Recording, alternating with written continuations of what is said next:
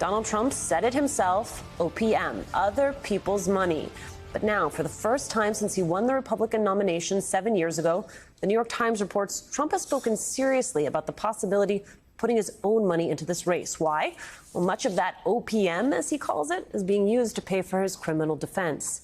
Today, as we said, his lawyers were in court opposite federal prosecutors to go over discovery rules and limits, if any, on what Trump can say about the case.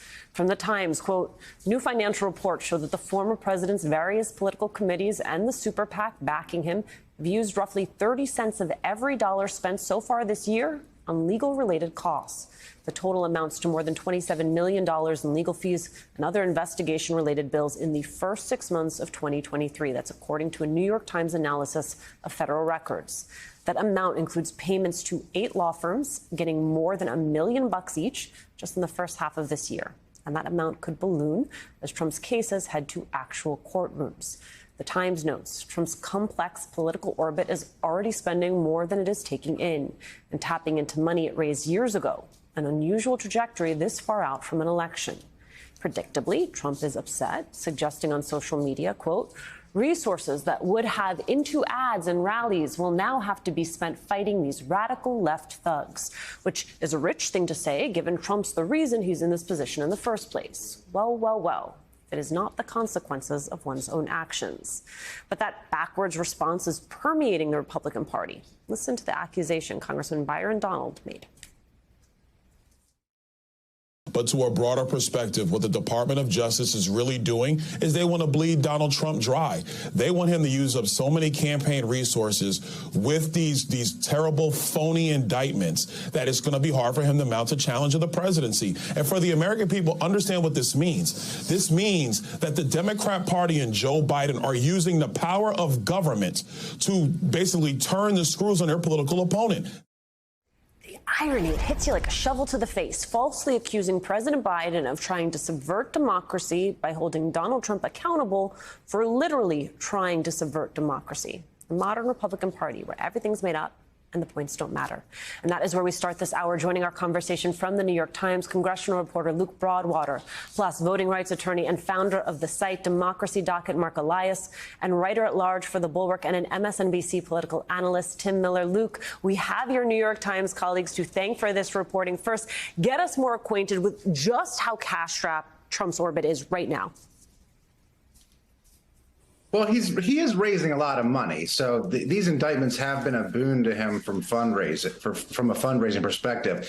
But his problem is 33% of it's going immediately out the door to pay for lawyers, and his legal cases are just piling up. I mean, we're going to have probably another one next week in Georgia, and so he's going to have 4 very serious criminal cases against him. He's going to have a lot of very high-priced attorneys, and he's going to be spending not his own money, right, but the donations from a lot of small dollar donors across the country who are sending him money that is going right into the pockets of these, well-heeled lawyers as they work to try to keep Donald Trump out of jail. And he is spending more money than he's taking in right now, which is not a good place for any campaign to be in this situation. But every time there is a new charge or a new court case against him, he can go right back to that outrage machine and bring in those dollars from those Americans all across the country. Right. And I know you say it for illustrative points. The money does not go from those small dollar donors directly into the hands of all these attorneys. Talk us through this sort of complicated mesh of political entities that is in taking that cash and then spending it. Where is all this money coming from? Right. Well, there are a number of, he has the Save America PAC. He has a number of PACs that he uses to pay these lawyers. Right. It's not that Donald Trump himself is paying the lawyers at all. So he's relying on donations. They come in generally to these PACs and they go out to his attorneys. Mark Elias, a little bit more about one of those bodies that Luke just referenced, the Save America PAC. I want to take a listen to what the January 6th committee taught us about that PAC. The claims that the election was stolen were so successful. President Trump and his allies raised $250 million. nearly $100 million in the first week after the election.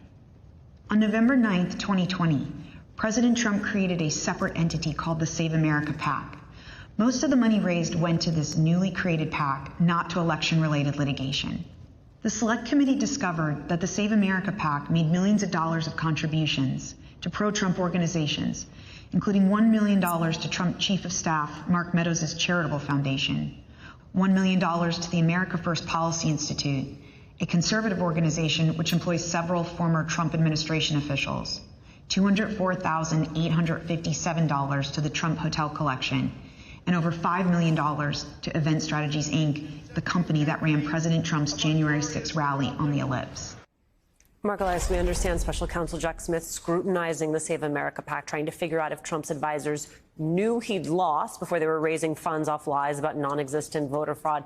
So you have PAC paying for a legal defense while also being part of the case itself. I wonder if you have ever heard of that happening at this scale. No, nothing like this has ever happened before. I mean, let's just be clear. We've never had a president of the United States who's tried to overturn democratic elections. We've never had a president of the United States indicted once, no less 3 times, and as you point out, probably on his way to 4 times. And we've never had a president as shameless and as backed up by a shameless party as Donald Trump and the Republican Party, as they milk and bilk these donors into this PAC. Remember, Alicia, the beginning of this PAC, as that segment pointed out, was to actually raise money to contest the outcome of the election. Well, the money didn't go to that.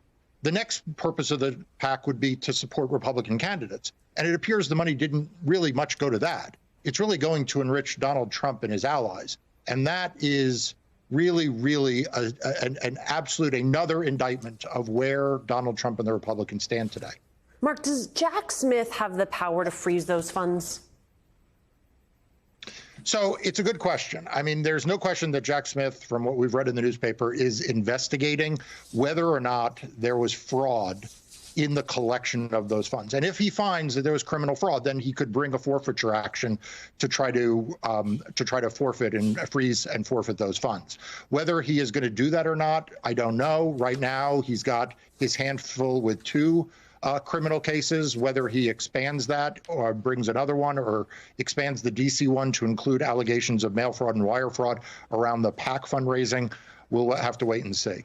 Tim Miller, I want to read you a little bit more from the Times piece. Quote, Trump-aligned groups also paid legal bills for some White House aides who testified in the congressional inquiry into the January 6th attack, an arrangement that critics said was an attempt to influence their testimony. Mr. Trump's advisors have denied the allegation.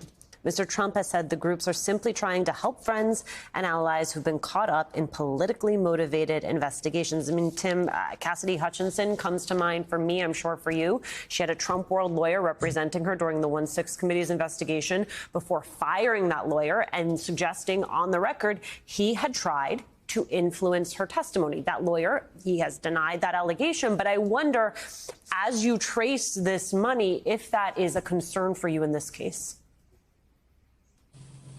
I mean, of course, they're using this as a slush fund to try to influence folks. I think it was also true of Sarah Matthews, in addition to Cassidy Hutchinson, who testified before the January 6th committee. And, to Mark's point, none of this money appears to be going to the stated purpose of this PAC. And this is now very cautiously being pointed out, by some of Trump's opponents. I saw last night on Twitter, X, whatever we're calling it now, that the DeSantis super PAC was attacking Trump's campaign manager, their chief strategist, over the amount of money that's going to lawyers. But this comes like way too late. I mean, after they've brought in 9 figures to go to Trump's various legal bills and to be used, no doubt, to influence people in his orbit and try to prevent them from speaking out about these various indictments. I wonder for you, Mark Elias, given the context, the history of what we know here, when you see that Trump-aligned groups continue to pay legal bills for, quote, friends and allies, what that signals to you? Look, I think it's really troubling, and I think it's something that Jack Smith's working on getting to the bottom of. Because it's not like, you sometimes have a situation in which there's a corporation, its executives or its employees wind up before grand juries, and they pay the legal bills. But they do it on a pretty agnostic basis. This appears to be the legal fees are being paid sort of on a selective basis. And so the question is, are the legal bills being selected to be paid based on whether they are offering favorable or unfavorable testimony to the former president? And I think that that is something, along with some of the conflicts around the lawyers, and the lawyers having lawyers and the lawyers having clients who are adverse to other lawyers and other clients. I think that all of this is something Jack Smith is going to have to figure out.